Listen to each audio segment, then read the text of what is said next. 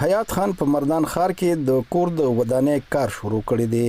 وایي چې په ملک کې د سیمټو او سریې قیمتونه په ځای نه ودرېږي او په کور یې د دوی د اندازې نه زیات خرڅونه شوي او دوی وایي د ودانۍ کار یې نیمګړی پاتې دی. لکه لنټرې پې نشته، پلیسترې نشته. اوس داسې کوم چې خدای پاک اوس لکه دا کور د ما نیمګړی پاتې شو، دې سره به زه کوم څه انتهایي ګراني ده جي، ځکه چې دا اوس ما نیمګړې پرېښي د دې د وجې چې ډېره زیاته ګراني شوه. اوس ګورم نو کو دا ګراني داسې او سیخ ارزان نه شو، سیمټ ارزان نه شو، به د دې به پاسه به باڼسونه واچوم، دی له به دغه وکړم چې یاره اوس پکې دا ماشومان را دننه کړم. کاروباریان وایي په ملکی کچا د توانایي د بیو د زیاتوالي له وجې هم د ودانۍ مواد ګران شوي.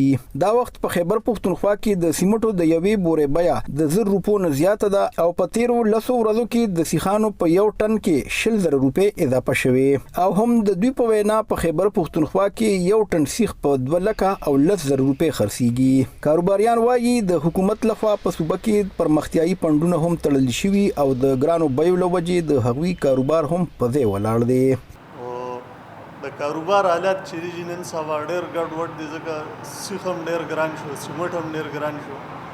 په 10 ورځو کې سیخ زما په خیال 20,000 روپۍ پر ټن ریټ سیوا شو. د ګرانۍ په وجه کاروبارونه ولاړ دي، مکمل کار روزګار نشته. څه د ټیکهدارانو دی دا وایي چې په KPK خزانه خالی ده، فنډ نشته، نو د هغې په وجه هم کارونه بند دي. د پاکستان د شمیرنې اداره وایي په پاکستان کې سریا 40% او سیمټ 14% ګران شوي او څېړنې وایي په صوبه کې د سیلابونو له وجې صوبایي حکومت پرمختیايي فنډونه تړلي چې په ځپلې شوي سیمو کې وکاروي. د شمیرنې اداره وایي روان مالي کال په 15 میاشتو کې د ودانۍ د موادو برآمد هم کم شوي چې له وجې پاکستان ته د بهر هیوادونو څخه راتلونکي غیر ملکي زر مبادله ذخیره هم کم شوي.